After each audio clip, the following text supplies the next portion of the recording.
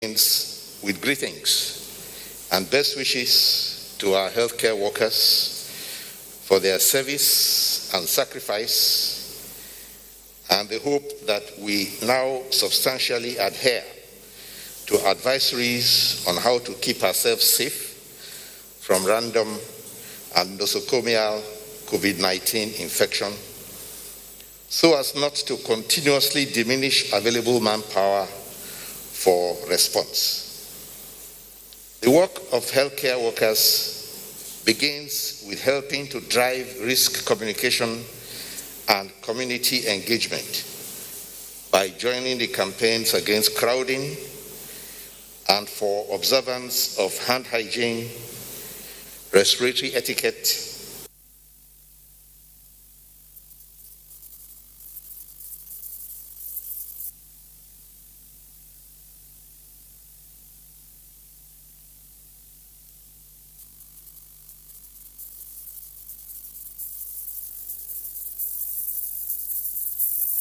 about facts.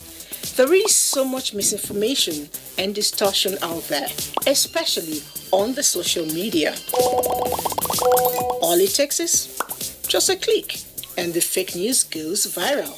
However, here in NTA, we deal with facts.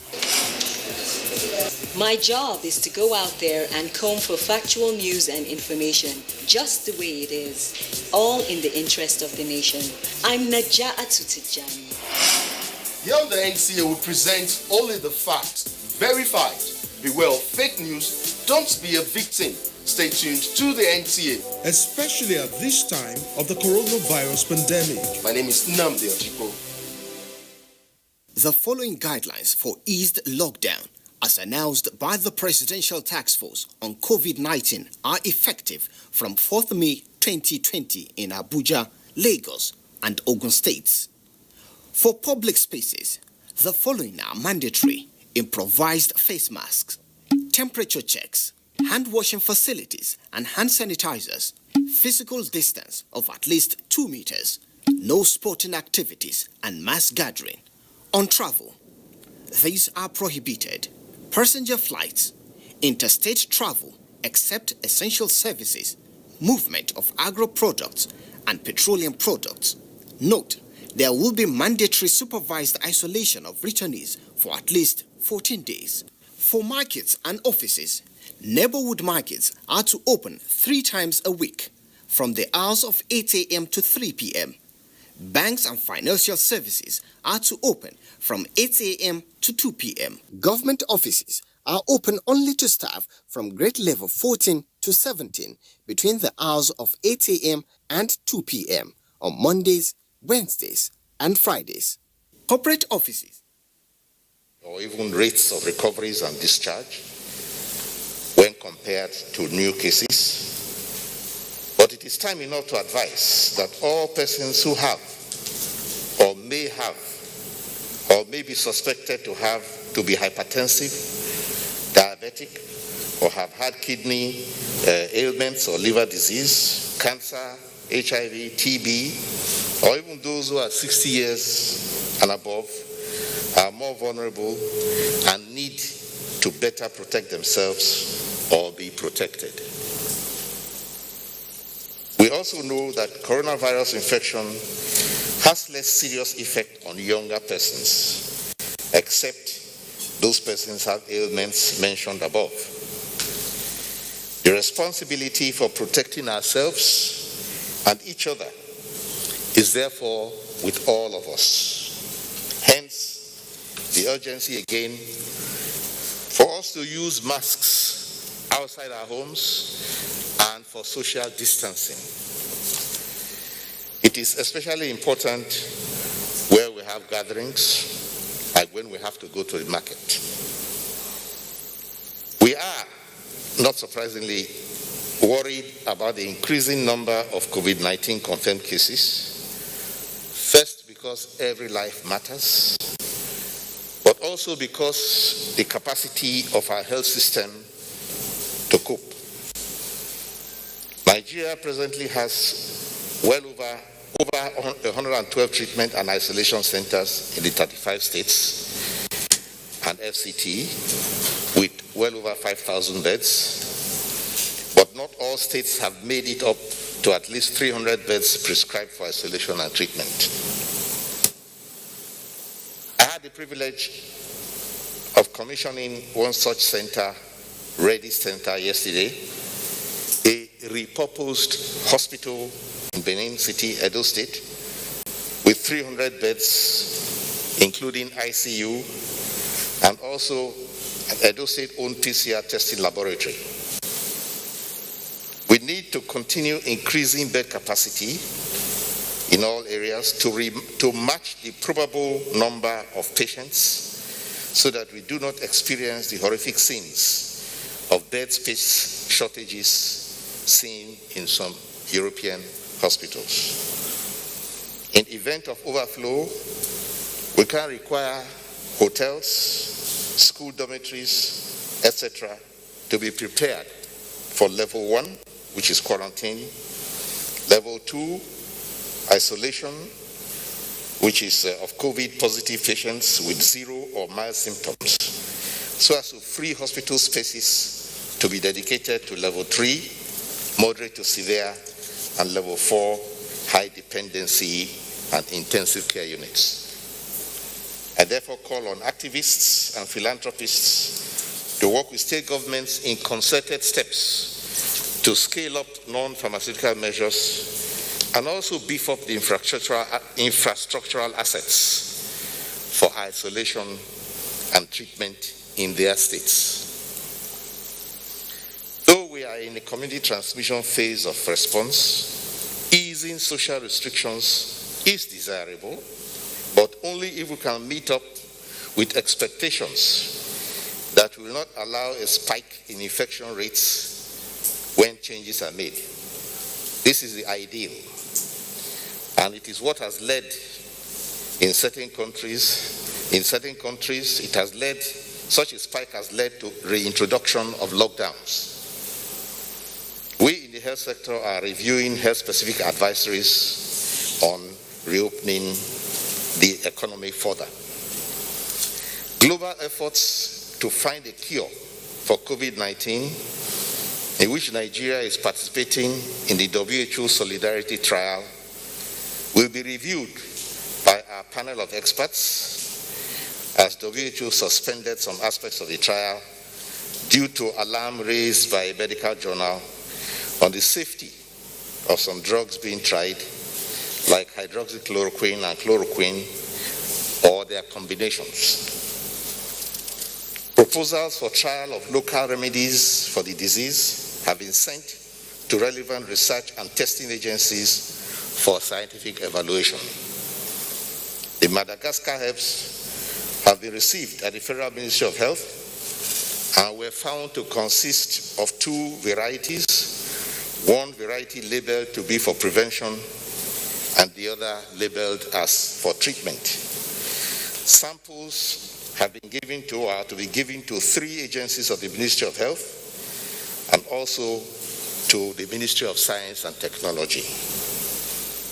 These are all normal processes for new preparations to be approved for use in Nigeria and they include toxicological and efficacy tests and clinical trials. Government will investigate all genuine efforts to find homegrown solutions to the pandemic. Preliminary reports from the ministerial scoping missions to Kano, Katsina, Borno, Sokoto, Cross River, Gombe allow cautious optimism, especially with regard to Kano and Borno, and also suggest that the support of experienced federal teams has a strong stabilizing effect on state efforts. Final reports are due soon. Such operational team will be going to Cross River State as soon as the details are worked out, while a mission to Kogi will follow suit next week, as has been discussed with His Excellency the Governor. Until a cure or vaccine is found, prevention and care are still the best approach to controlling community spread of the virus. We must strengthen the social measures that compensate for the risks to be expected if and when restrictions are further lifted. I thank you for your listening attention.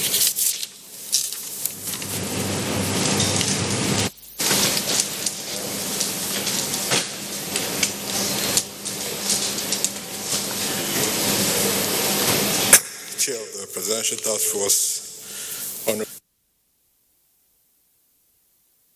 West Africa Health Organization, thank you for joining us today.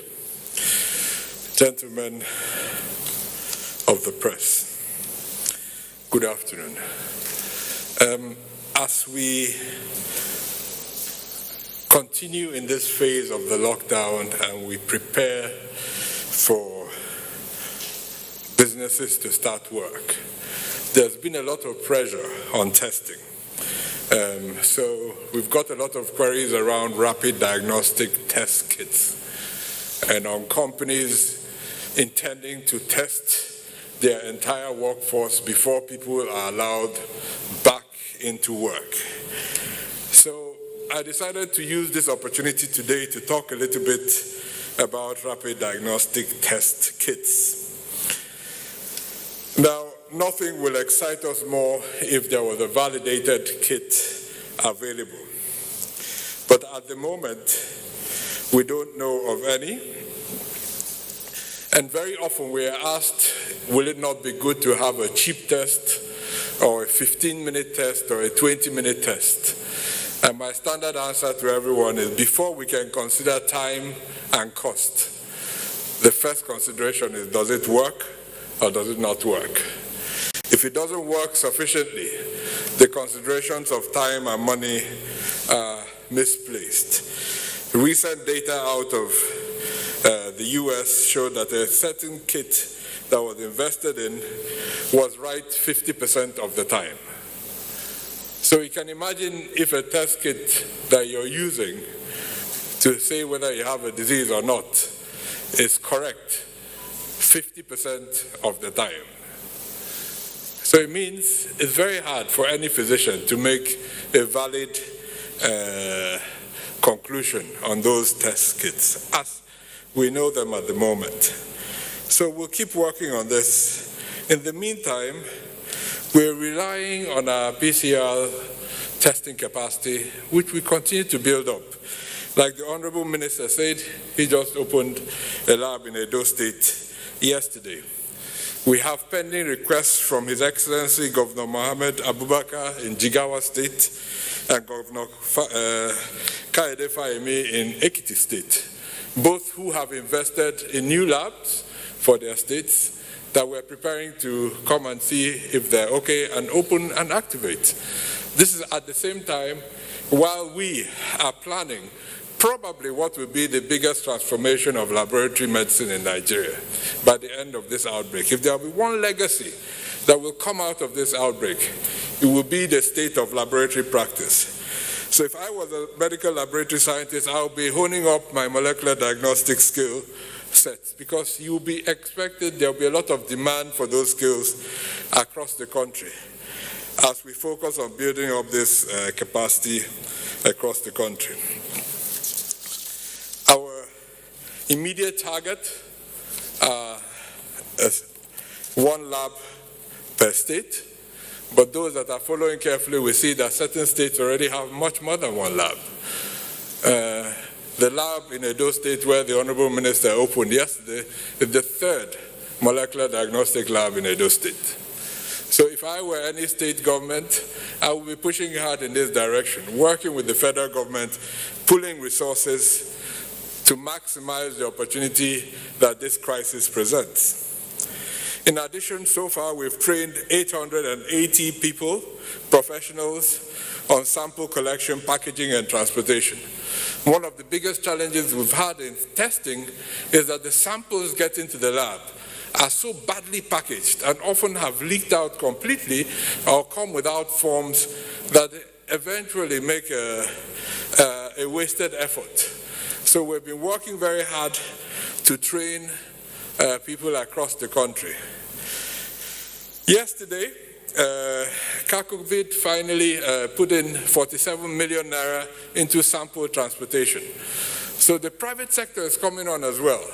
COVID, as you know, is a collection of corporate Nigeria, and they've put in funding going directly into the private courier firm that is supporting sample transportation across the country. So everybody is now coming together to make this system work.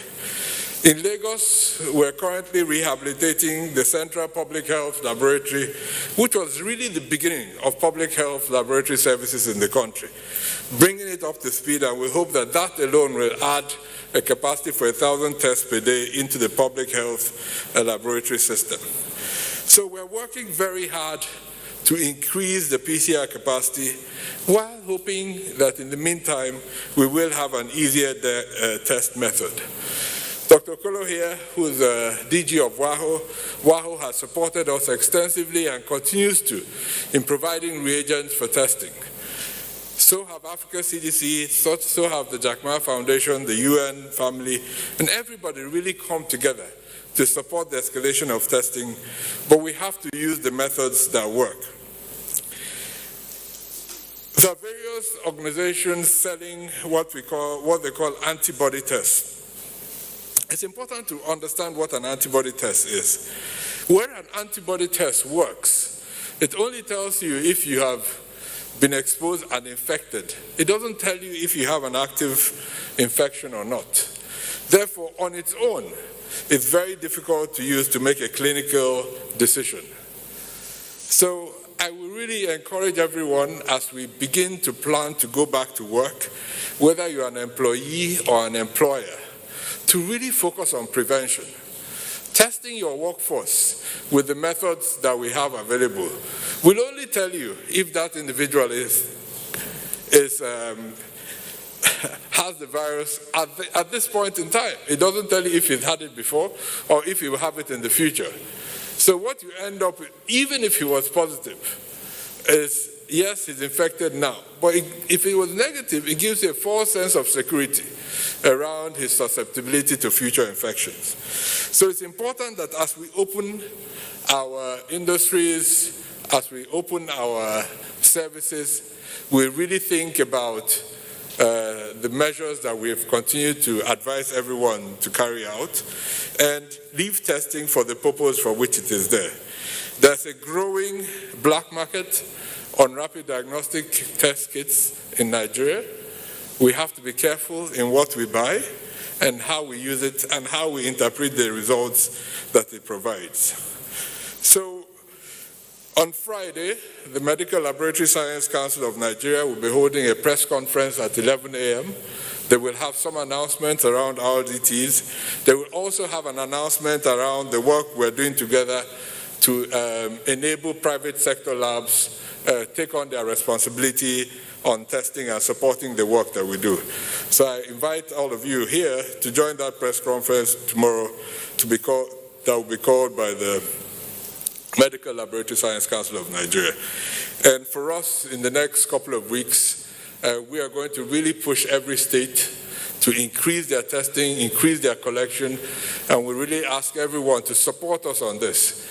The labs are ready, they have reagents, the entire infrastructure is ready. We now need physicians, public health practitioners, states, and people, citizens. If you're sick and you feel you meet the case definition, please have the confidence to approach the public health infrastructure to find out if you have this disease or not. Only through doing that will we be able to manage you successfully and prevent further transmission. Thank you.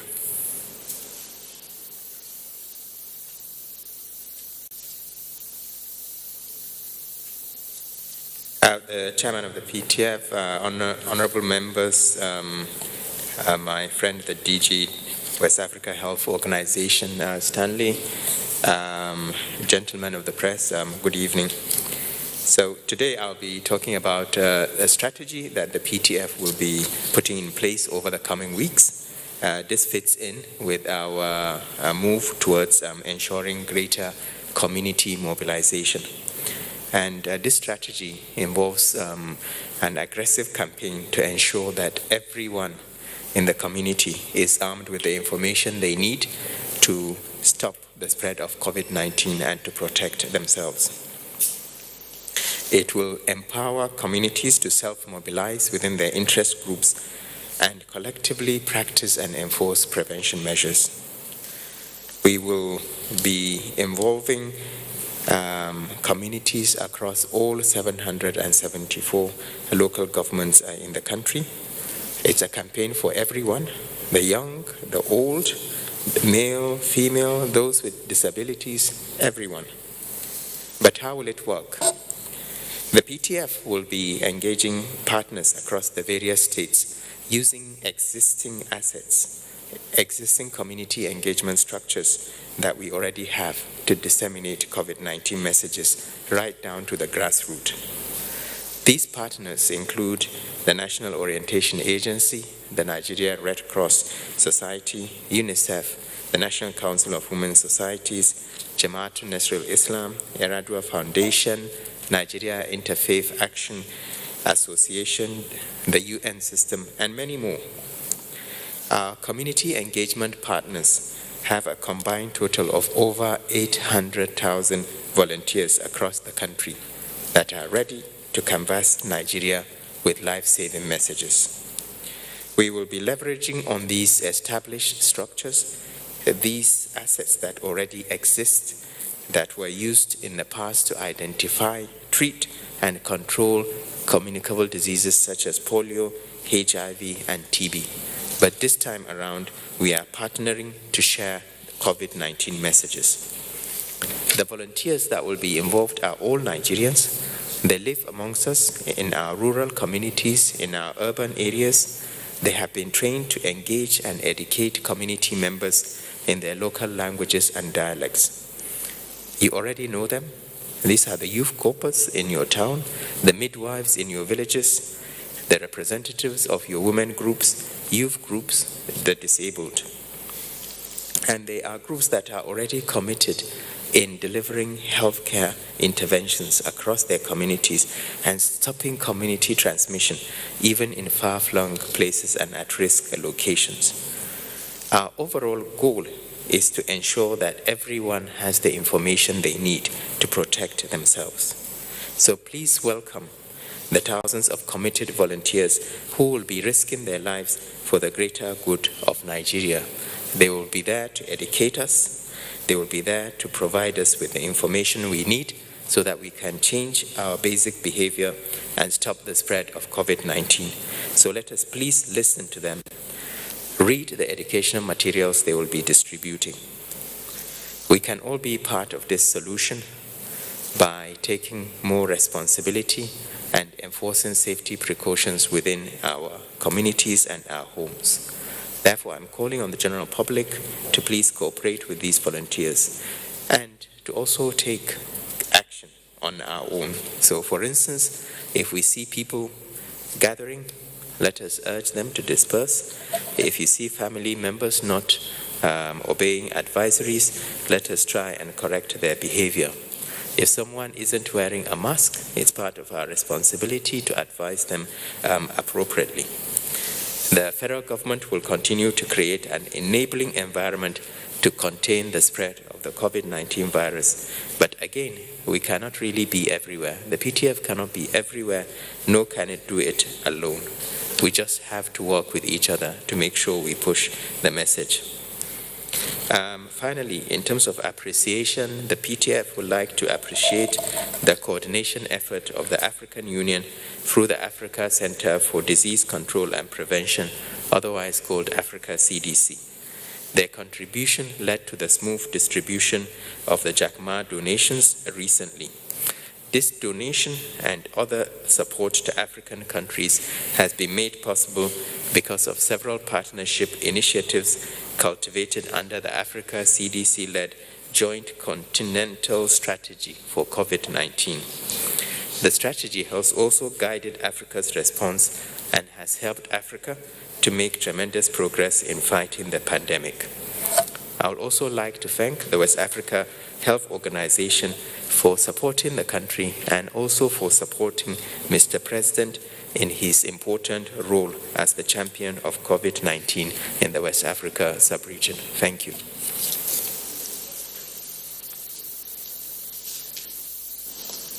Thank you, National Coordinator. We now take the Honorable Minister of Information and Culture. Mr. Chairman, members of the PTF COVID-19, the DG of the West African Health Organization, ladies and gentlemen of the media, just want to give a quick rundown of what the ministry has been doing in the recent times in respect of sensitizing Nigerians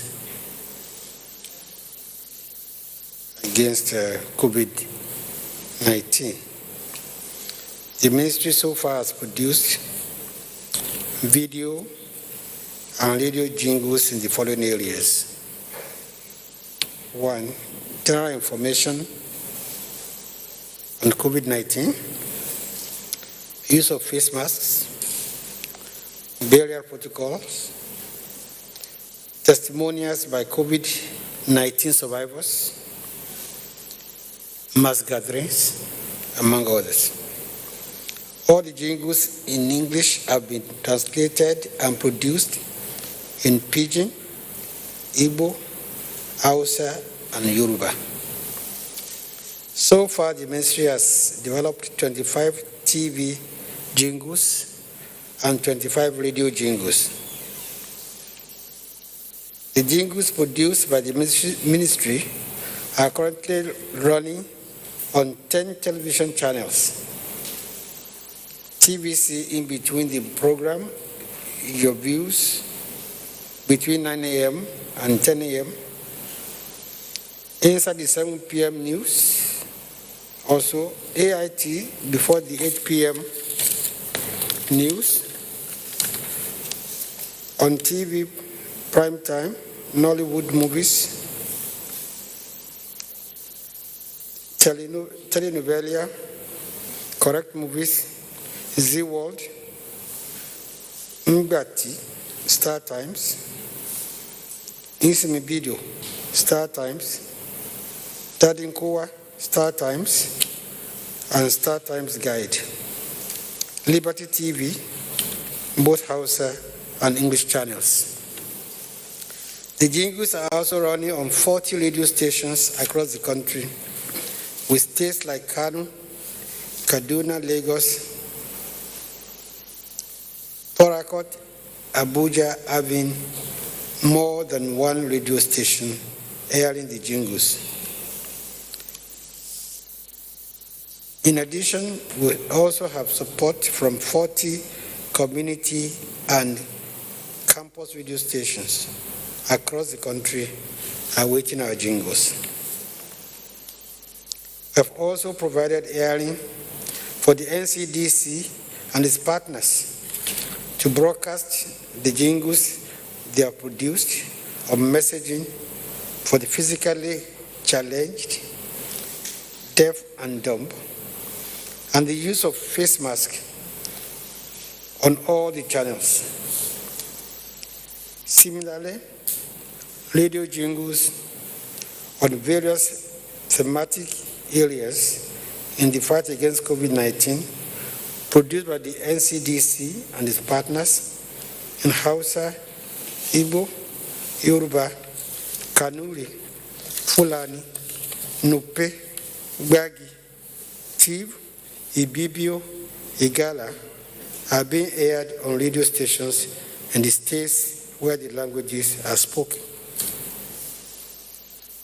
We also broadcast various creative developed by the PTF on the Ramadan and the observance of the Eid. Lockdown protocols, asymptomatic COVID patients on radio stations, and the social media handles of the ministry. The revised ease of lockdown protocol by the PTF was published by the ministry in 6 national dailies across the geopolitical zones: The Sun, The Nation, People's Daily, Tribune, Leadership, and Vanguard. Our aggressive and sustained campaign on the social media has gained traction. In the last 5 days alone, some of the videos we posted have been viewed over 1,068,650 times. Thank you very much.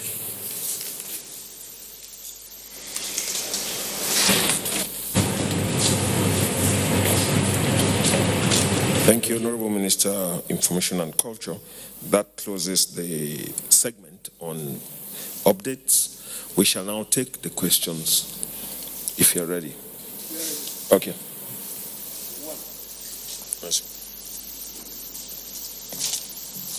Mr. Chairman, members of the PTF, my colleagues, good afternoon. My name is Nancy Oyedia Orom from AIT. I want to start with you, DG NCDC. Sir, yesterday I remember when I asked you if you have made any effort so far to lend helping hands to Kogi State, and your response was no. Now, in the official figures yesterday, it's presumed that Kogi State has reported 2 cases. Now, just this morning, the Commissioner of Health in that state came up and said, at the moment, there's no COVID-19 case in Kogi State. So my question now is, how did you get the 2 figures that you reeled out yesterday? Could it be that you have been tested in that state and it has gone unreported, looking at the fact that the last time your team was there, they weren't granted access into that state? My second question goes to the Minister of Health. Sir, I got this report that about 25 resident doctors were sacked in Jos University Teaching Hospital. Now, Association of Resident Doctors in that state tried to meet with the management of the hospital, but instead of getting something positive, another doctor was sacked about 2 weeks ago. Now, this is coming at a time when we are fighting a global pandemic, where in other climes, doctors that have retired are being called back to assist in the fight against COVID-19.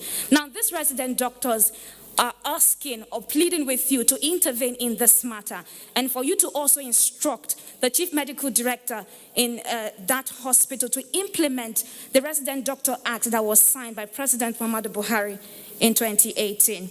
And finally, to the Minister of Education, he's not here, but let me go ahead and still ask. Well, despite his plea to schools not to reopen, I got a message from someone from the National... Okay. Minister of Education, sir, welcome back. I was actually waiting for you to come in. Okay, sir, despite your plea yesterday for schools not to reopen, I got a message from someone who is a student of the National Open University of Nigeria here in Abuja, and he said the school has gone ahead to set a date for their examination, which is coming up in June. It means that the students are going to converge in the premises to sit for that examination. The guy is asking you should please intervene in this. Finally, sir, we're still yet to get the 9 local government areas that are most affected by COVID-19. I've checked the website, it's not there yet. Thank you.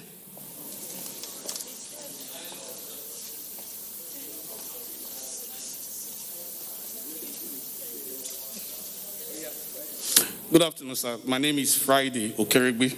I work with Channels TV. I still want to stay on Kogi. And so my first set of questions, I would like to direct them to the NCDC DG. I have a little more information from the one that my colleague had. I understand that the 2 cases that are reported in Kogi were actually tested at the National Hospital. Their samples were collected at the National Hospital because they were admitted there. So why are we reporting those cases as Kogi cases? Why not FCT? That is one. And I also like to ask another question regarding Kogi.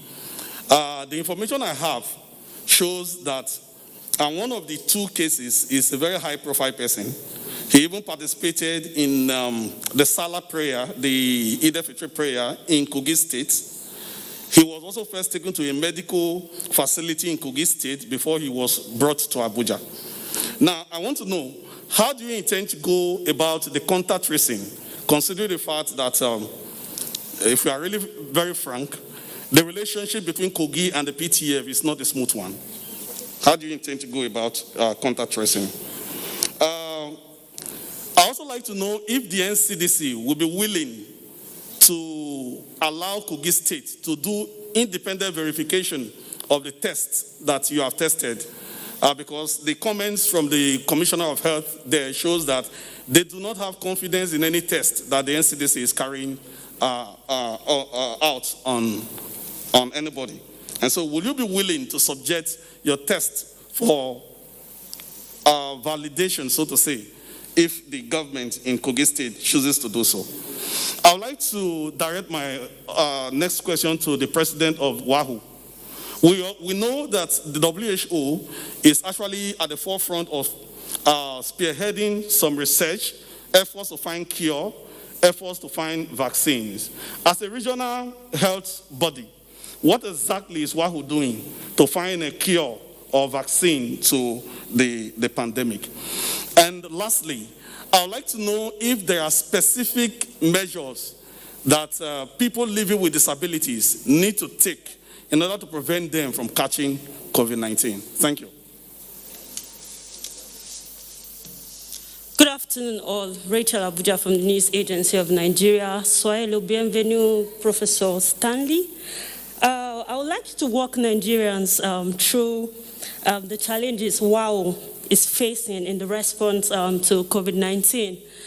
My next question is for the Minister of State. Sir, yesterday you were at Edo State, and the governor made mention of testing 5,000 persons in his state for COVID-19.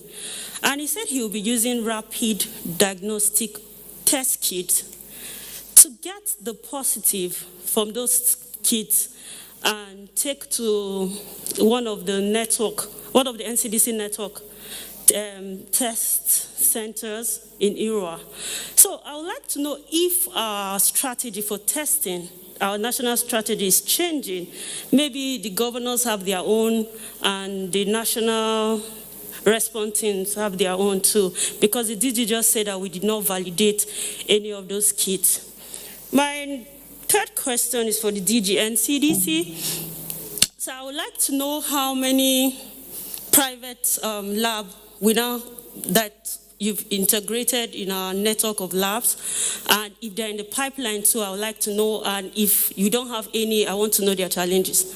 Many thanks.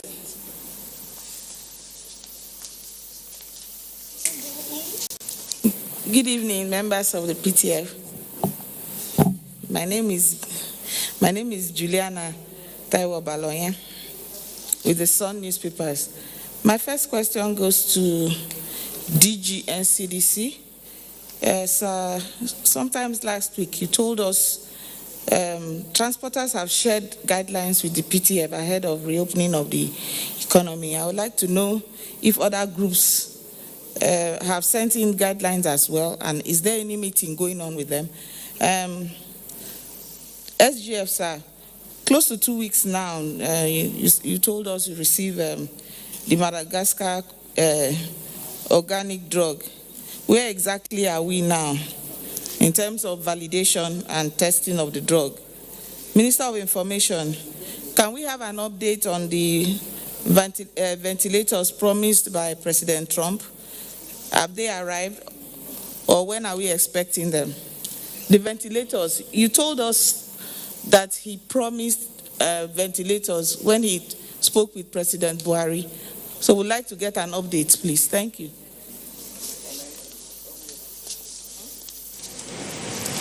The chairman, members of the task force, my colleagues, my name is Amaka Ude. I report for Arise News. And my first question actually goes to the National Coordinator.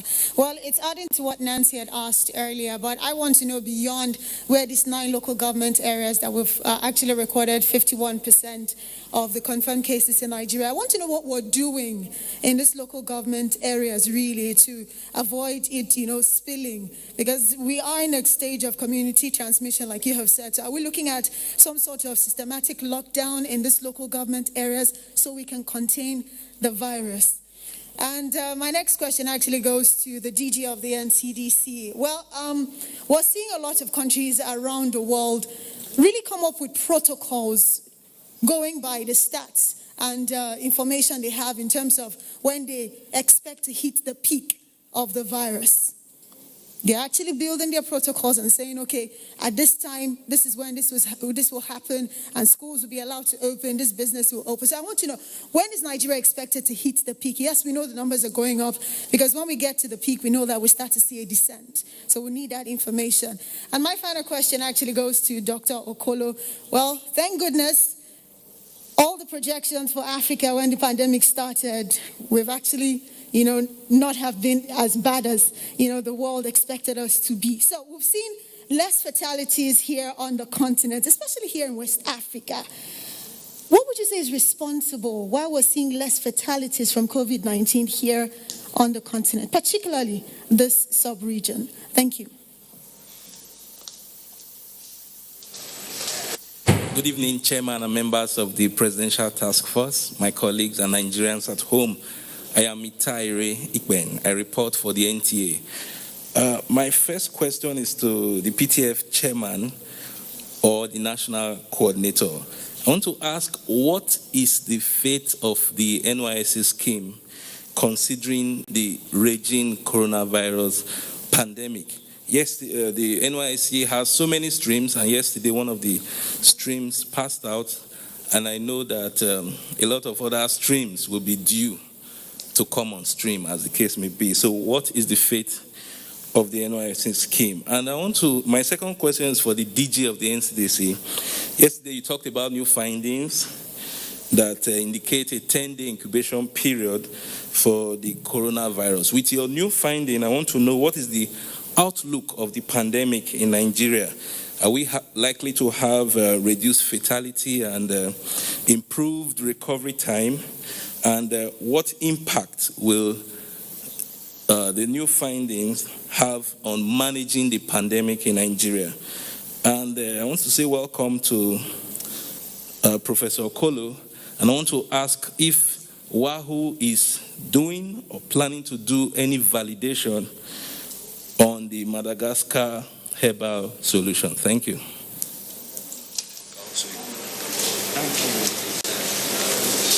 Thank you. We have concluded the question session. We'll be taking responses from the Honorable Minister of Health, the DG NCDC, the National Coordinator, the Honorable Minister of State Education. Then we'll take the DG WHO and the SGF.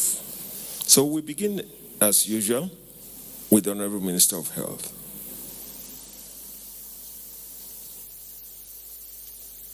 So, good afternoon again. The first question is about the resident doctors in Jos. We are going to be looking into that. There are certain various agreements that doctors have in their training period, and the agreements usually are connected with a time period by which you must have reached certain milestones, and if you didn't reach the milestones, then you exit. And we have information about that, but again, we are in a serious period of emergency where we need to apply different rules, perhaps not modify existing rules. So we are looking into that to find out how we can modify the situation and make the best use of all doctors and personnel that we have at hand. We already have asked a few questions about that, and shall be talking with the authorities at Jos University Teaching Hospital, and also talking with the doctors concerned so as to see how to remediate it. Now, with regard to the laboratory, you also, I think that was from, you also partially answered your question that not all the laboratories are owned by NCDC. Some are state-owned, others are owned by private entities. So there are some states that own their own laboratories. What we do is create a uniform framework, laboratory network, by which all labs relate to each other and use the same criteria and same principles, and also report to each other. Even before this COVID came up, the Director General of NCDC and I, we had been talking about how to create a laboratory network interconnecting for efficiency, sharing experiences and best practices. So this is another opportunity, of course. The COVID outbreak is a good opportunity to drive that further. There are a few states that, as I said, have their lab and work together with NCDC. And in the case of the Edo laboratory set up by the state government, they are working closely with IRWA. And sometimes you do some validation among each other. Now, the third question was actually directed to the Secretary to the Government of the Federation, Chair of PTF. That's about the Madagascar drugs. I think Juliana may have stepped out at that moment. But the answer is that the herbs have been transferred to the Ministry of Health, and the Ministry of Health has identified the NAFDAC, which has collected samples, and then NIPRID, which is going to collect samples, and the Nigerian Institute for Medical Research in Lagos, which will also receive samples. And we're going to send samples to the Ministry of Science and Technology. We have written them to expect samples because they also have agencies that conduct research on phytomedicines, so that across the board we will have done what the President himself had directed, that the herbs be evaluated scientifically. So we are going to have this evaluation done across the board so that we can get the best result out of it and know what the value is before they are given to Nigerians. Thank you. I think that's all. Yes?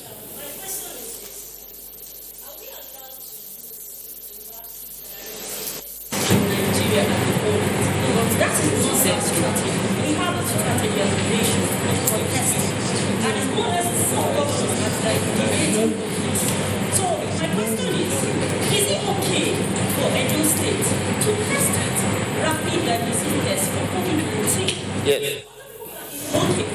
Yeah, the question, no, let me answer your question.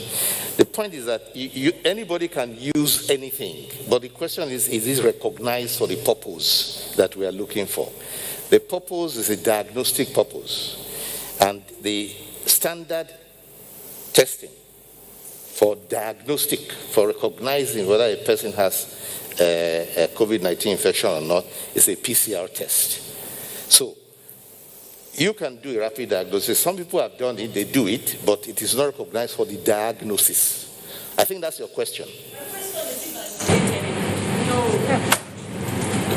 The validation principles, which are coming from NAFDAC and I think Medical Laboratory Science, I think the NCDC will speak to that one.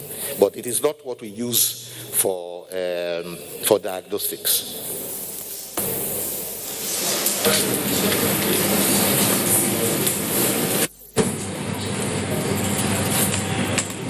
Okay, there are many hot questions today. But we have to tone it down a notch or two. There were a series of questions on Kogi. My Honorable Minister was in touch with His Excellency over the last couple of days. I think everybody is working very hard to resolve this issue. There's actually no dilemma in the two cases. They followed absolutely normal practice. These were a patient that was referred from the Federal Medical Center to the National Hospital. This is a normal referral pathway when you have a case. The physicians in the National Hospital, I don't have any influence over the work that they do. They suspected COVID-19 based on the clinical symptoms of the patient. Did it ask for a test? The test came out positive. The individual lives in Kogi State. Everybody's in what we do in public health. Your public health response is based on where you live, because that's where your contacts are. So this is not controversial in any way. Standard practice was followed. Once the results came out, the state epidemiologist was informed that he has to do contact tracing around this patient. It is the state's responsibility to do that contact tracing. So we hope they do it. There's nothing actually controversial in any way about this. It's all standard, fairly standard practice. I think Friday asked whether we want to subject our test for validation. You know, we're a public service organization. Everything we do is open to the Nigerian people. The last time there was some question about the test of the patient from Benue, we were asked to send it to NIMA. We sent it to NIMA. They got exactly the same result as we got. So there's nothing we hide about the work we do. We're there to serve Nigeria, and we do that to the best of our ability every day of the week. Yes, we probably promised to publish the high incidence local government. We will do so.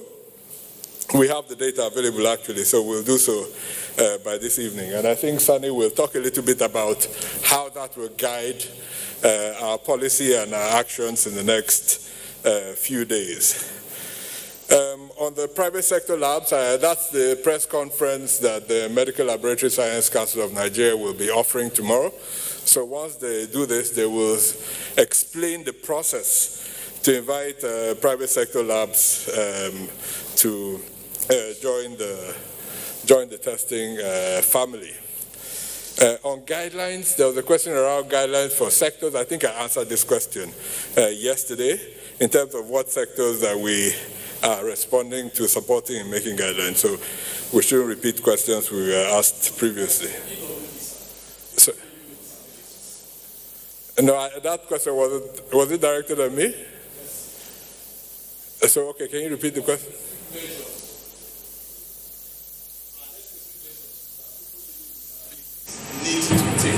Yeah, you know, to be honest, right, you know, people living with disabilities is a very broad community. So we'd rather address it within the specific sectors and within the remits of those specific disabilities. So it's very difficult to make guidelines for populations like that. They're all citizens, and they'll be considered. So when we do the aviation guidelines, they'll be considered in those guidelines because there are specific issues around them. I think we all take them very seriously. I think Amaka asked about models. We're continuing. It's a very, you know, even countries that work on modeling to assess where the peak is. You know, ultimately, there are models, right? You keep testing and you keep, you know, if we had followed the peak of when the US outbreak was thought to have, estimated to have peaked, this was actually weeks ago. But the more you test, the more you have cases. So you actually, models help you define your response. But ultimately, what will help us define our response the most is the positivity rate in the testing that we're doing, which is why we're going to focus very aggressively with all your support on getting the samples in to be tested, right? And that's my charge for everyone now. Our laboratories are gearing to go. The individuals are going to go. We have reagents. They have been supported to work shifts. So really the challenge for us now is to collect the samples, get them into the lab, and make sure that we know where we are with the epidemic.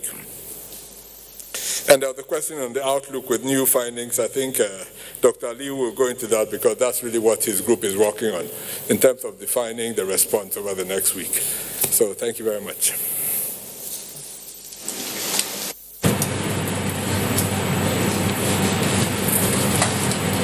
Thank you. I believe I have 2 or 3 questions. The first one was partly answered by DG NCDC. This was the question about disability. So there are actually guidelines produced by the UN Human Rights Community on Disability. But disability alone may not be related to a higher risk of COVID or the severity of the illness. But nevertheless, people who are disabled may have more difficulty accessing care. They may also have more difficulty accessing information on how they can protect themselves. And we acknowledge this. We also acknowledge the rights of people with disability. And I'm sure appropriate guidance at the national level will be made available. In terms of the question about what do we do with those high-risk local governments, so moving forward, our key strategy for areas that are of high prevalence is definitely to look at greater community engagement and risk mobilization within these communities. So we'll be engaging in very high-level public awareness campaigns in these areas. We'll also be pushing for increased testing, expansion of testing, and making testing more accessible and available within the local governments. In addition to this, we have a proposal that is currently going through the Single Basket Fund towards setting up community isolation centers that will be around these local government areas. And we'll also be exploring the possibility of locking down the areas with high incidents, what we call precision lockdowns. But this has to be linked in with the provision of palliatives. It's much easier to lock down a small part of the country than to try locking down states or whole regions. So that's our strategy moving forward, but we're still working on it, and I'm sure at some stage we hope to implement aspects of it. The other question has to do with the NYSC streams. What's going to happen? Well, we are in a challenging situation, as you all know. The schools themselves are closed. A lot of shops remain closed. Economic activity is reduced. This is a pandemic of immense proportion. It's a challenge that we've never seen in our lives, and we hope we'll never see again. So the NYSC scheme, as with any other scheme, will have to abide by the rules, the safety guidance that we have given with regards to stopping the transmission of COVID. So at the moment, I'm sure the NYSC service itself will be looking at ways of mitigating risk when and if they open again to newcomers. But that's all I can say for the moment. Thank you.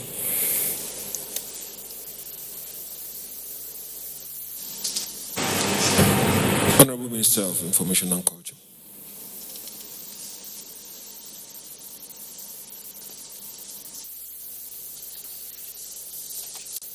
I think the question was asked as to when the ventilators promised by President Trump will arrive. To the best of my knowledge, they have not arrived. When they do arrive, it will be made public. While I'm here, I want to also use the opportunity to please apologize to our brothers and sisters living with disability. I have been reliably informed that we do not use the word deaf and dumb. We are deaf, and because those who are dumb also with good, speech therapists can also be able to recover their power of speech. So actually, what I meant was deaf. Thank you very much.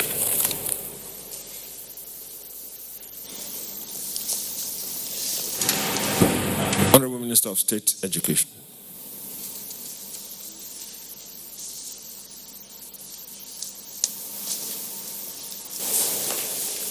Good evening, everybody. The question relates to the National Open University and their publication. I think those who may have been on that site may notice that that wasn't a categorical date fixed. All our 84 study centers around the country are closed. What we are trying to do with the Open University is test for Zoom. Those, if there are students who are willing to take the exams on Zoom, we've allowed that. But there won't be any converging anywhere until the place is open, until the country is open. And until then, any exams that can be taken will be taken on the Zoom platform for those who want to go with it. I've actually spoken with the Vice Chancellor, Professor Abdallah, and Adamu, and he has confirmed that this is still the position as of today. Thank you very much.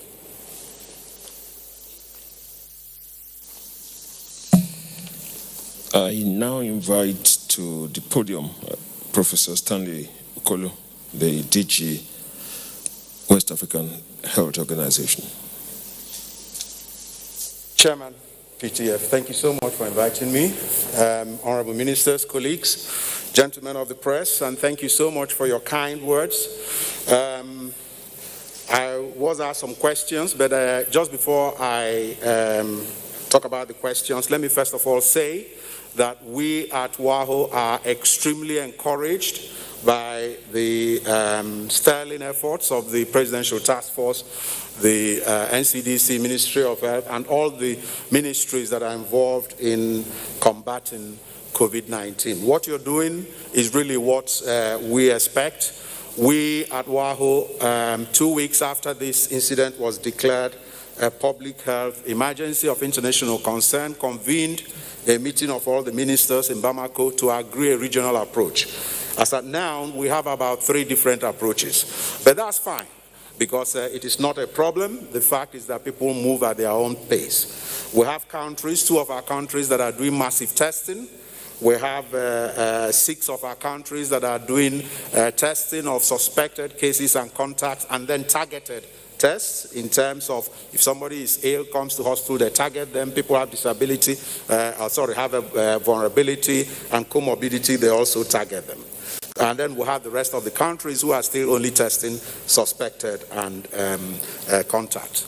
We have only 1 of our countries now that is still having sporadic cases. We have 2 countries that are having clusters, and then the rest of the countries are having community transmission. And therefore, we are in this together, and we really have to see how we flatten the curve. So let me just take some of the questions. And the importance of saying this is for us to know that we are not an island. We are trying as much as possible to have a regional coordination, collaboration, and communication, but we work with partners. And so in answering the question on cure and vaccines, we are working in a global situation where we're working with Africa CDC, with WHO. WHO remains the quality standard. WHO says the guidelines, it's a global body, it's a United Nations body, everybody subscribes to it. And so we are very happy that all our countries, 15 countries of West Africa, participate in the solidarity trials. And you know what the solidarity trials are, because we need to have different, I think there are about 4 or 5 different trials going on there. So that's what we're very happy to do, that we contribute to that and that we promote that. Because I'm answering that question, then let me also answer the question regarding the CVO, the COVID organics from Malagasy, because we have been criticized to some degree because we responded as WAHO and ECOWAS to a report that we had endorsed and then imported COVID-19 to ECOWAS. So we were only responding to that to say, number 1, we have not endorsed it, and number 2, we have not imported it. Of course, the right news then came out that it was an offer from Malagasy to different countries in West Africa. We believe in moving from science to the publicity. And the problem we had was that we had not at that time seen the science, but we are absolutely clear that there are 2 things that we need to do in terms of the science. The first is, what do the ingredients contain? And then the second is the clinical trials. What do they do? And I am aware that I was just speaking to the director of NAFDAC at the moment, who were in a meeting earlier today, and I know that they have done, or they are doing the work in terms of what does the ingredient contain. And that is also what we are doing across West Africa in some of our traditional medicine centers. I'm sure you do know that we support and promote traditional medicine. We have about 4 or 5 centers of excellence we work with. We have published a pharmacopoeia, which is a book of what traditional medicine, plant medicines do. That is in its second edition. And how did we do that? We brought pharmacists and pharmacognostics together with traditional medicine people. Traditional medicine says this plant does this. Then the pharmacy universities will go and test it and see what it contains. And we've done that. So we support that. What we are now doing is that we are, at the moment, collaborating with WHO that is also looking at a protocol, and we are going to support some people who would want to do clinical trials in terms of some of the plant medicines that are claimed to have either cure or supportive effects. Fertility. Why do we have less fertility? I think maybe there are about 3 answers to that. Number one is that we don't know because the science of this is still evolving. Number 2 is that maybe we are not really doing a lot of postmortems and therefore determining why people die off. But number 3 is that if you look at demography, we have a demography that about 60% of our population are under the age of 30, 35. And from the data we are receiving, we have across the countries from 0.5% case fatality to 9.8% in a particular country. The average across ECOWAS is 2.1%. Nigeria is about 3%, I think. But we know that when you look at those under the age of 30, it's only 11% of them that die from this. And when you look at those over the age of 50, it's about 70%. When you look at people who have comorbidity, it's about 90%. And this is in our region. I'm not talking about what happens outside. And then when you look at what happens in Europe, you find that there are a lot of deaths in nursing homes where you have a lot of older people. So that in itself may be contributing to that. And then the last question is really a question of what are our challenges. Our challenges are huge. I've already mentioned the issue of, we sometimes thought of a regional approach, but we don't have that. That's fine. The heads of states themselves also have now agreed that they set up 3 ministerial committees, the one on health, one on transport, and one on finance. And that is why, part of the reason why I'm here, because they also appointed His Excellency President Muhammadu Buhari as the ECOWAS champion, and these ministerial committees will support him. So we have issues in terms of cross-border. The borders are closed, but we are looking at how do we improve and how do we open up our economy. And as we do that, it's not just opening up the economy within each country, it's opening up the economy in the region. And therefore, we have to look at what we do with testing and surveillance, because I don't think any country would have done a lot of effort to cut down and bring down the cases in their country and then expect you to start having importation from another country. In fact, one of our countries experienced that already. In the northern part of one country, all the cases that they have seen were people who came from one of our countries in the region. We have the problem of the supply chain. And that's one of the things we're trying to do to try and burst this disruption in the supply chain. WAHO has been extremely active, and we have been successful to some degree, thanks to some of our partners, United Nations Development Program, UNDP, GIZ, and the Jack Ma Foundation.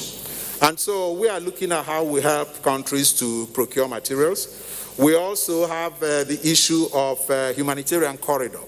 So we know that during Ebola, there were 3 countries, we could take rapid response team from one country to another.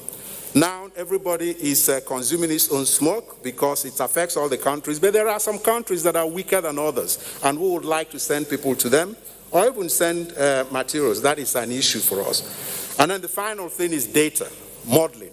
Chikwe has mentioned the issue of how the modeling might help you plan. But really, we do need that, and it is vitally important, because part of the issue why it's a challenge is because there are so many unknowns that go into a modeling. When you model in the Western world, you can determine the number of people you think will have the case. You can model for family homes. We can't do that here. And that is one of the things that we, therefore, as we model, we know there are a lot of caveats to it. But those are our challenges, and I thank you again for inviting me, and thank you, Chair. Thank you, gentlemen of the press. Thank you. Finally, we invite the chairman of the PTF to the podium.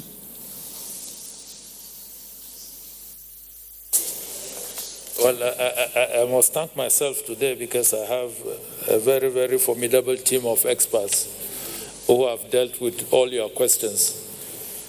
Basically, I don't have any other question to answer. Madagascar has been taken care of by the Minister of Health. Heavy burden local governments, the DG Center for Disease Control is going to provide those details. I think there are about 11 local governments now who constitute over 50% of the rate of infections that we have. The last one has to deal with what happens to the stream of NYSC. Well, I think even at the beginning of the outbreak of the pandemic, there was a set of NYSC that went into camp that were disbanded. I think the NYSC management is quite sensible enough to do what they did then, and I think they will continue to consider all the options that are available to them and take the appropriate decisions. But I don't think they will want to bring people from different parts of the country and get them congregated in one location at this very moment. As much as we want them to finish their NYSC and go off to start their lives, that might have to be delayed a little bit for their own personal safety and also benefit. But I think today I want to drive home a point that I've made severally, looking at the global picture of what we are dealing with as we come virtually to the end of the 2 weeks extension of the ease of the lockdown, to remind us that as of 30th of January, when the World Health Organization declared COVID-19 a pandemic, there were just 7,818 infections globally. Out of that number, 7,736 was in China. The remaining 82 were in 18 countries of the world. Nigeria didn't even have a record. Our first index case was on the 27th of February. From that, globally today, we are 5.8 million, with over 356,722 fatalities, and spread over 251 countries and territories. I just want to create a picture of the monstrous nature of the virus we are dealing with. From January to 28th of May, look at the exponential number, staggering number.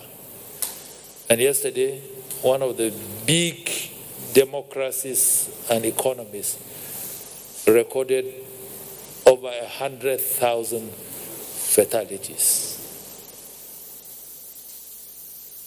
And I think going forward as a people and as a country, and that was why in my remarks today, I created the significance of this drift and compared us with Brazil, which has now become the epicenter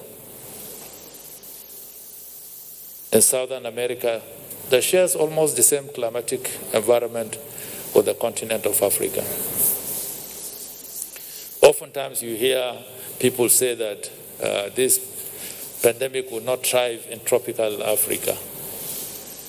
But the similarities we share with countries like Brazil should give us a serious cause for concern as to our response as a people and as individuals. We are still not out of danger, and we should not deceive ourselves. We've not peaked yet. So there are more difficult days ahead. As government considers a balance between lives and livelihood. We will be informed by data, we will be informed by science, and in taking into consideration the plight of the people of Nigeria, government has a responsibility which is primarily vested in government to provide for the security and the well-being of the citizens, to take decisions that will further protect these citizens. So I want to make this appeal that as we get to the end of the ease of the lockdown, the extension, we must be mindful of the steps that we are going to take. And those steps, the final objective must to ensure that the certain bracket of individuals that we want to protect, the 20% that are likely to be extremely sick if they get infected, out of which 5% might likely die, are secured as much as we can and protected. And we have a collective responsibilities, those of us on this side of the aisle and those of you that are on the other side of the aisle, to continue to drive home this information, that our people should really take personal responsibility. They should not casualize the advisories that have been given by the health experts, the wearing of masks, keeping social distancing, maintaining personal hygiene, avoid unnecessary travels. If it is not important, don't congregate with more than a certain number of people. And do what you need to do to keep safe and be well. Like Jack Ma rightly said, that for any businessman that is thinking about dreams and plans for 2020 is wasting his time.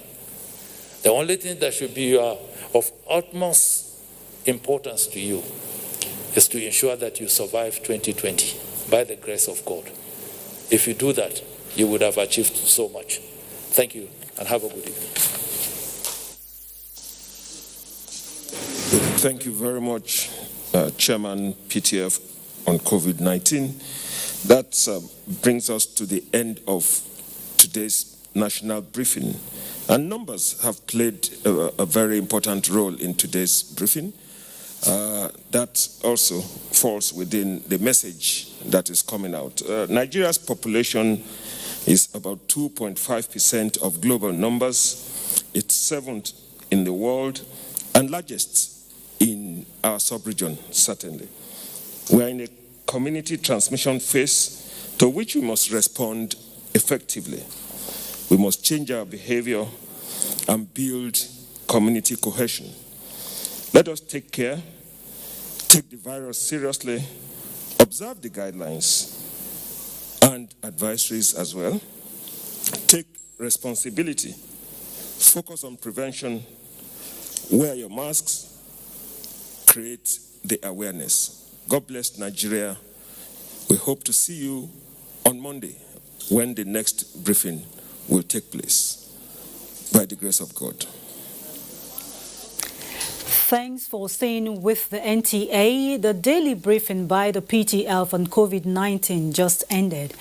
We will now continue with Nationwide. Leadership of the Nigeria Interreligious Council has held its weekly national prayers against COVID-19. The national weekly prayer, conducted online every Thursday, in collaboration with the Office of the Secretary to the Government of the Federation, the NTA, and Ufuk Dialogue Foundation, is for the victory of the ongoing fight against COVID-19. The open prayer session today had Professor Salisu Shehu, Deputy Secretary General, Supreme Council for Islamic Affairs, Barrister Joseph Bade Daramola, General Secretary, Christian Association of Nigeria, and Elder Mrs. Uzoaku Williams, National President, Women Wing of the National Council of the Christian Council of Nigeria. Others are Dr. Kayode Nisi, President, Church Management Support Ministry, Abuja, and Dr. Aisha Salihu Lemu. The prayer session was moderated by Reverend Father Cornelius Afebu Omonohai, the Executive Secretary of NIREC. Like all the Nigerians around the country, residents of Calabar and Cross River State in general are striving to maintain hygienic standards in the midst of the coronavirus pandemic. But high level of criminality racking the serenity of the state, especially cultism, has been an additional nightmare. The Nigerian Navy, as usual, has risen to the occasion and apprehended 42 suspected cultists. Maureen Leo Ajom completes the report. The 42 persons arrested follows a tip-off of proposed gathering for an alleged initiation at Abuja local government area with the likelihood of a court supremacy clashed. The 42 suspects have been handed over to the Anti-Kidnapping and Cultism Squad through the State Government Security Agency for further investigation and prosecution. The Nigerian Navy Ship Victory standby team responded to the tip-off, and the tip-off was all about suspected cultists that were gathering at a location in Akpabio. We are going to hand it over to the appropriate quarters that has jurisdiction over these cultist matters. The state government, in a statement recently, declared 35 persons wanted for alleged involvement in cult-related activities, while pledging rewards for persons who provide useful information, leading to the arrest of these persons. In another development, the NNS Victory intercepted a wooden boat laden with 130 drums of substance suspected to be palm oil smuggled from Cameroon. 10 suspects were also arrested in connection with the crime and have been handed over to the Operation Shift Response for prosecution. In Calabar, Maureen Leo Ajom, NTA News. We will now rejoin Mina in our Enugu Network Center for reports from that zone. Thanks, Hawa. You're welcome to Enugu Network Center. As part of his constituency program and contribution to the fight against COVID-19, the lawmaker representing Udenu in Enugu State House of Assembly, Ike Chukwuezugu, has engaged 28 volunteer COVID-19 community criers to carry on with the campaign on dangers of COVID-19 and prevention of community transmission of the virus. The lawmaker, while constituting the team, also distributed hand washing and personal hygiene materials to all the 28 communities in Udenu local government area. Jude Abugu has the report. Constituency COVID-19 enlightenment began with the traditional rulers and their community leaders observing the social distancing protocol. The lawmaker, while interacting with them, noted that the local government is the gateway to the East and must be fortified against COVID-19 through public enlightenment. COVID-19 has no cure. Having given them palliative from the state level to the local government level, I can say that food is not enough. They need to imbibe the discipline of personal hygiene and abiding by the rules of the World Health Organization, Nigerian Center for Disease Control, as well as the Enugu State Ministry of Health. He handed over hand-washing buckets, bucket stands, liquid soaps, hand sanitizers and face masks to the traditional rulers, church leaders, and some security agencies. I have every representative from each community in this local government. So it's very easy for us. We've been doing this before now. So what we do is just for them to call the meetings of the committee that has every representative from each community. Well, what we are witnessing today is why God kicked him. The lawmaker also presented a minibus and public address systems to the 28 volunteer COVID-19 community criers to aid them in spreading the message on COVID-19 prevention. High point of the constituency enlightenment was the demonstration by the lawmaker, some traditional rulers and invited guests on proper hand-washing practice to prevent transmission of diseases. In Enugu, Jude Abugu, NTA News. The Imo State government has reaffirmed its determination to continue to strive to curtail the spread of COVID-19 in the state. The chairman, Imo State Task Force on COVID-19, Professor Maurice Iwu, made the position of government known while addressing newsmen on the recent new infections in the state as declared by the NCDC. Bright Abuja has details. Since the record of the index case of COVID-19 in Imo State, the government has continued to evolve measures to curb its spread as the 7 cases so far recorded have all been discharged. With the recent announcement of 26 new cases in the state by the NCDC, the chairman Imo State Task Force on COVID-19, Professor Maurice Iwu, says the samples were taken from travelers who were intercepted by security personnel attached to the Imo State border. While only one of the travelers out of those who tested positive is from Imo State and presently at the isolation center, others have since proceeded to their various destinations outside Imo. These 96 people are people we classify as silent spreader because they didn't know that they are carrying it and they passed on, and it was good that we took their samples and tested them. And we have seen notified the places they were going to, because they were not actually bound to, they are not coming to Imo State, they are passing through. And we stopped everybody that passed through the state and they took samples from them. While urging indigents of the state to remain calm, Professor Iwu stressed the need for all to continue to comply with NCDC guidelines if the fight against the dreaded COVID-19 must be won. In Owerri, Bright Ebuchu, NTA News. And that's a bit from Enugu. Nationwide continues in Abuja after this break. Stay with us. The number of the COVID-19 cases in Nigeria is increasing daily, with many more tests ongoing. The battle of testing, isolating, treating, and attending to the affected persons rests heavily on the shoulders of our health workers, constantly putting their lives on the line and at risk to contain this virus, save and protect the lives of millions of Nigerians. To these health workers, we at the Nigerian Television Authority, NTA, on behalf of millions of Nigerians, say a big thank you for all that you have done and are doing. To the security agencies enforcing the lockdown and every other frontliner, we say thank you for putting your lives on the line to save ours. There is no amount of words that can quantify our gratitude.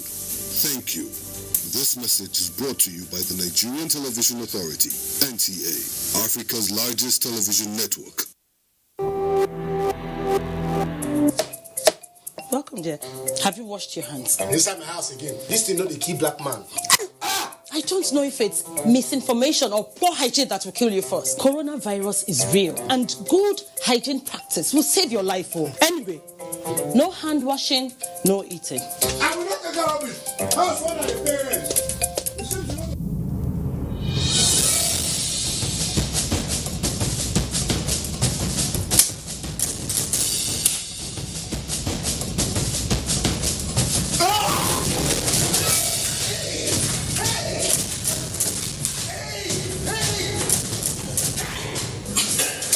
Coronavirus is real and it's on the rise. But you can help yourself and help others to be safe. Remember, we can stop the spread. It's in your hands. This message is from the Akinfade Foundation in partnership with the National Orientation Agency with support from MacArthur Foundation. Nigerians, let us take responsibility. Stay healthy, stay safe, and curb the spread of the virus. Take responsibility. The coronavirus spreads from one person to another. Let us avoid crowd gathering of any kind for any reason. Take responsibility. Avoid traveling from one state to another during these lockdown restrictions. Obey all the rules that are put in place. Take responsibility. Stop spreading fake news and unverified reports about the coronavirus. There is no known cure for COVID-19. Take responsibility. Observe all the measures that can help stop the spread of the virus. Together, we can do this, but only if we take responsibility.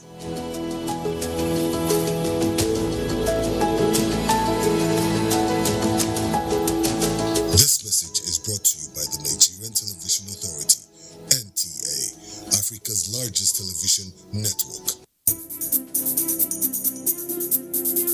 As a strong immune system increases the chances of victims surviving COVID-19. A corruption-free society creates opportunities for citizens to thrive and prosper. Build your immunity. Stop corruption now. Report all acts of corruption to ICPC on this toll-free number 0800 2255 4272. This message is brought to you by ICPC and NTA.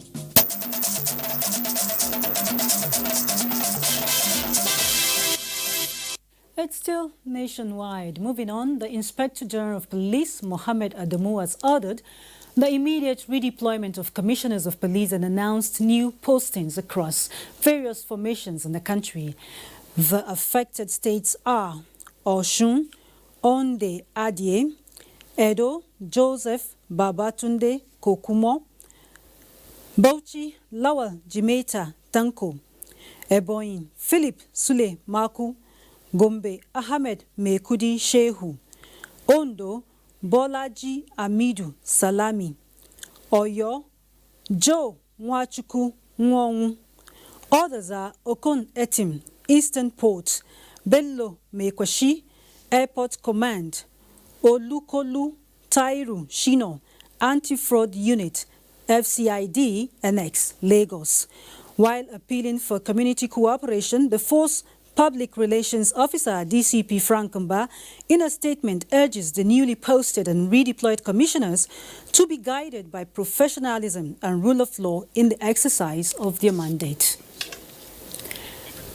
Community policing strategies and crime prevention is being reinvigorated in Akwa Ibom State by the police command. The approach, which is to encourage members of the community to take responsibility of policing, has led to the inauguration of local government and area command community policing advisory committees in the state. Clement Barikwi reports. In the Akwa Ibom State, there is a paradigm shift in policing in line with the operational directive of the force headquarters, and this basically focuses on involving members of the community in resolving disputes that may lead to violation of the peace. This indeed is the beginning of a new phase of policing in Akwa Ibom State, and the target is to tackle crimes before they occur. So we want to ensure that most of all these incidents that result in crimes, that result in breakdown of law and order are nipped in the bud by the activities of this committee. Stakeholders at the inauguration of the Eket Local Government and Eket Area Command Community Policing Advisory Committees are hopeful that the approach will strengthen dispute resolution and crime prevention. We will work to ensure that there is peace and security in the land. Anything that has to do with safety and security is everybody's affair. We all do not come to work together. We all do not come to make security everybody's business. I don't think we will live in peace in our community. The committees have the mandate to interface between the police and members of the host community, resolve dispute among community members, and report breach of the peace to relevant authorities. In Uyo, Clement Barikui, NTA News. And Felicia in Jos has more reports for us. Hello, Felicia. Hello, Hawa. Welcome to Jos. Plateau State Deputy Governor and Chairman of the COVID-19 Palliative Distribution Committee, Professor Sonny Theoden, says the lockdown and other measures taken by the state are purely to curb community spread of COVID-19 in the state. He stated this in continuation of the distribution of food items and other materials as palliatives to local government areas. Abdul Wahab Babankanti reports. Visiting some of the local governments that make up Plateau South Senatorial Zone, the Deputy Governor handed over foodstuff and other essentials meant for the people to their respective chairmen for onward distribution. He told the benefiting local government authorities to ensure that the items reach down to the targeted 5 poorest households and the physically challenged at various polling units. what has been allocated is judiciously and equitably distributed to the relevant people. As we did mention, from your committee, you move to the ward level, and from the ward level to the polling unit. To complement this government effort, some of the chairmen say they have already begun to reach out to their people with other palliatives. We have deemed it fit to identify also 5 households in each of the polling units of Mikan local governments to give them 5,000 each household, 5 in every polling unit of all the units in Mikan local government. The materials, the food items and whatever that we distributed were delivered up to the nooks and crannies of the local government. The local government benefiting are Kwanpan, Shandam, Mikan, Langtan North and South. Others are Kanam and Wasi. In Jos, Abdulhaba Bankanti, NTA News. Governments and families continue to grapple with the challenges thrown up by the coronavirus pandemic. Core members serving in Jos North local government area of Plateau State have reached out to 200 individuals in Tudunwada with palliatives. Ekemeren Kaneng Ladoja has details. When corps members are posted to their places of primary assignment by the National Youth Service Corps, NYSC, they are always charged to be part of their community. In view of this mandate, that they chose to reach out to the Tudunwada community in Jos North local government area with palliatives to cushion the effect of the coronavirus pandemic. Their service here is part of giving back to community. What the government, their parents, the society has done for them. So, and they sat on their own and jointly contributed from their allowance. This is one of the things, to be able to take them for some days. It cannot take them for their whole life, but just to be able to relieve them of the stress of not getting something to eat for some time. The beneficiaries were delighted with the palliatives. As their youth leader said, this act of love by the corps members will go a long way to mitigate their plight. To a large extent, what you've done will go a long way in covering whatever kind of lack that is bedeviling our community. Items given to the beneficiaries are some rice and food condiments, as the corps members prayed that their widows might spur other individuals in society to reach out to at least one person during the pandemic. In Jos, Ekemeren Kaneng Ladoja, NTA News. You're still on to Nationwide. Let's rejoin Hawa in Abuja for more. Very well. Felicia, and back in Abuja, commercial motorcyclists and market women in Makurdi, the Benue State capital, have benefited from the benevolence of a philanthropist who distributed face masks, numbering about 3,500 to them.